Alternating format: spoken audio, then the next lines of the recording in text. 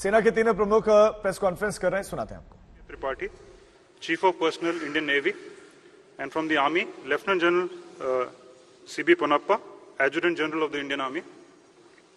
The format we'll follow is the Additional Secretary will make a brief presentation at the beginning. This will be followed by certain statements from each of the three services on certain issues, especially concerning the recruitment process, followed by which I will open the floor for questions. The whole press conference will be between 35 to 40 minutes. So I'll request each of the journalists to kindly restrict to one question and a short one as at that. And you can ask in any language which you feel comfortable with. With that, I'll request the Additional Secretary to make a brief presentation.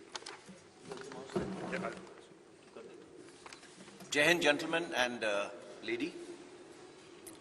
सबसे पहले मैं आपको एक छोटी सी तरीके से आपको विस्तार में बताऊंगा कि ये अग्निपथ स्कीम कब, क्यों, कैसे, आज किस स्टेज के ऊपर पहुंची है।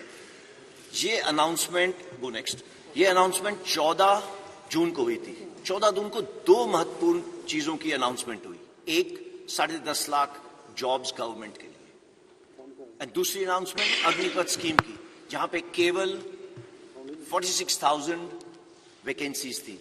बट किसी वजह से ये पूरी दौड़ 14 तारीख से इन 46,000 वैकेंसीज की तरफ चली गई और उसमें आप लोगों का योगदान काफी है।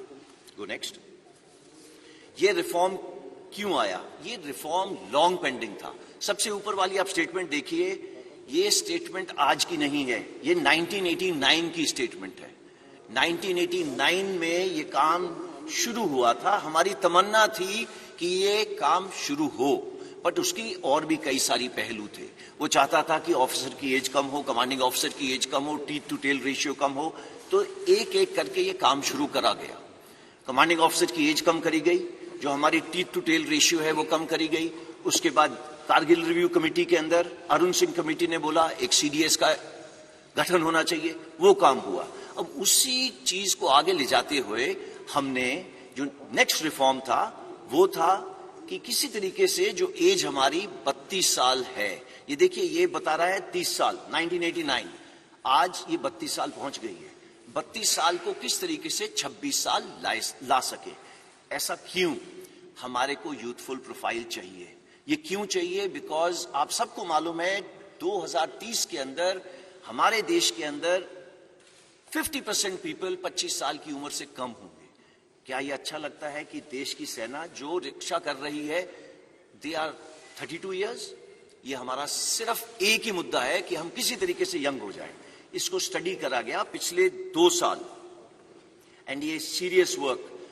पहले तीनों चीफ जनरल रावत मिलके एंड कई लोगों से इसके बारे में डिस्कशन करी कि क्या क्या तरीके हैं, इसकी परसेंटेजेस कैसे करें। उसके अलावा हमने स्टडी करी बाहर के देशों की स्टडी, तकरीबन सारे देश हमने स्टडी करे। सब देशों के अंदर देखा गया उम्र 26, 27, 28। नंबर 2, भर्ती होने के तरीके कितने किस्म के हैं? कम से कम 3 से 4 तरीके हैं भर्ती होने के लिए। एंड सब के अंदर जब वो बाहर निकलना चाहते हैं वो जा सकते हैं। कितने साल में जा सकते हैं? 2 साल, 3 साल, 4 साल। सो मल्टीपल एंट्री एवेन्यूज है, मल्टीपल एग्जिट एवेन्यूज है। एंड वो बाहर जाके क्या कर रहे हैं? वही चुनौतियां हैं जो हमारे नौजवानों को चुनौतियां हैं बाहर जाने की। इसके बारे में मैं आपको बात करूंगा। देखिए हमें चाहिए क्या? यूथ। यूथ हम सबको मालूम है वो रिस्क ज्यादा लेता है, उसके अंदर जुनून ज्यादा है, जज्बा ज्यादा है। इस जुनून जज्बा को कैप्चर करना जरूरी है, बट ये जुनून जज्बे के साथ में हमें होश की भी जरूरत है। Just go next. नाउ देखिए आज जो करंट सिपाही से जो उसके ऊपर होदेदार है, आप सिपाही का जो है वो आप उसको जोश का कंपोनेंट मानिए, और जो 1.28 का कंपोनेंट है एनसीओ से ऊपर, मतलब नायक, हवलदार, नायब सूबेदार, हमारे जैसे होदेदार, वो सब मिला के 1.28 है। हम चाहते थे कि ये यूथफुल प्रोफाइल आने से जो जोश और होश का कंपोनेंट है ये तकरीबन बराबर हो जाए।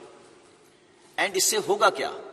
Ideal mix youthfulness and experience का। अगेन गोइंग बैक, जोश और होश का एक्सपीरियंस तकरीबन बराबर हो जाएगा।